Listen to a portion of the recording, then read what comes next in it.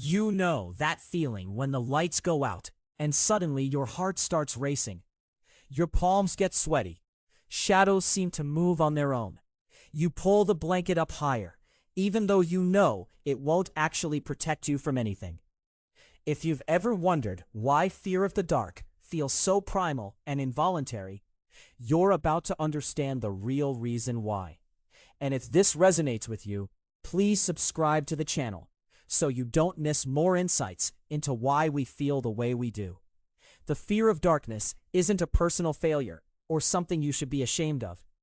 It's written into your biology. Your brain is running ancient survival software that was perfectly calibrated for an environment that no longer exists. Imagine a prehistoric human lying on the ground at night. They couldn't see. Predators could. A saber-toothed cat or a pack of hyenas could be circling just beyond their field of vision, completely invisible. In that world, anxiety in the dark was the right response. It kept you alive. Your nervous system hasn't updated the operating system since then. When darkness falls, your brain triggers the same alarm it would trigger if you were actually in mortal danger. Your pupils dilate to try to let in more light. Your hearing sharpens. Your muscles tense. Everything is primed for a threat that's probably not there, but might be.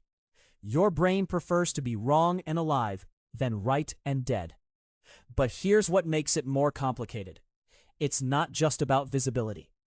Darkness also removes your sense of control. In daylight, you can see the room you're in.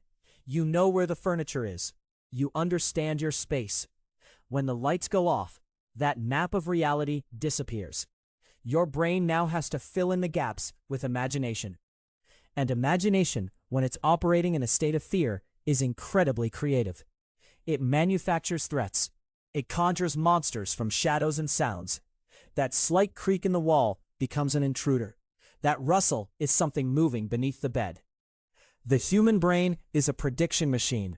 Its entire job is to anticipate what comes next, based on past experience and patterns. In the dark, with limited sensory data, your brain defaults to worst-case scenarios. This is called negative bias. It's another survival mechanism. If our ancestors ignored a potential threat because they assumed it was nothing, they didn't survive to pass on their genes. But if they reacted to every sound as a predator, even if they were wrong 99 times out of 100, that one time they were right, they lived. Natural selection rewarded paranoia. Now add another layer. Darkness is associated with loss of agency. You can't defend yourself if you can't see what's coming. You can't run from something you can't identify.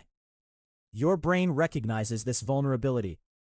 It's like the difference between being in a car you're driving versus being in a car where someone else is driving. One feels controllable. The other triggers a sense of helplessness. Darkness is the ultimate loss of control, and that's terrifying to the nervous system. There's also something called the dark expectancy effect. Researchers have found that people actually perceive threats as more likely and more dangerous when it's dark, even in controlled laboratory settings. They're not actually more dangerous. The objective threat level hasn't changed.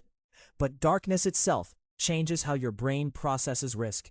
It amplifies fear. It makes danger feel closer and more imminent.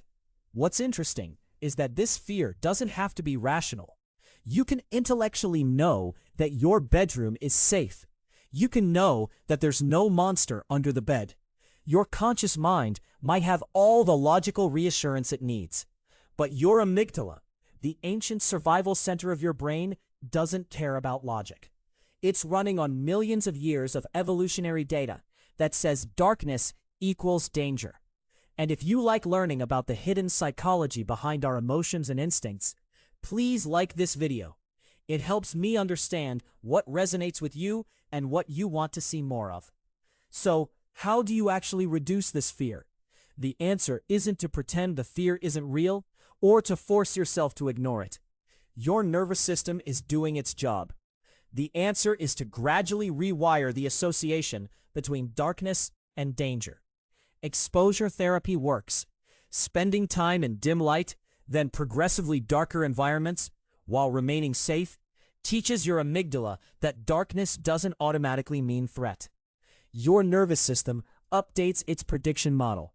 The fear doesn't vanish instantly, but it does diminish over time. Another approach is to restore your sense of control and agency in the dark. A small nightlight isn't cheating.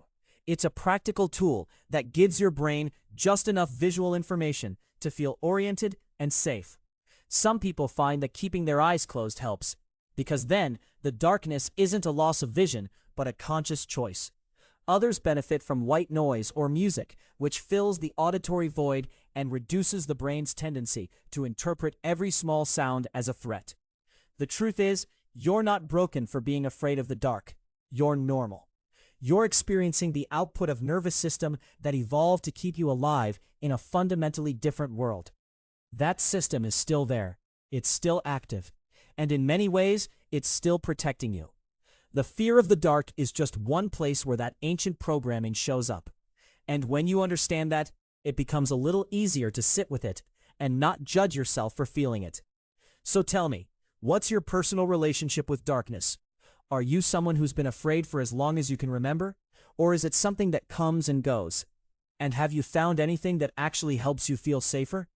Share your experience in the comments below. I'd love to hear what works for you and what doesn't. Thank you so much for watching. If you haven't already, please subscribe to the channel so you catch the next video in this series about the hidden reasons behind what we feel.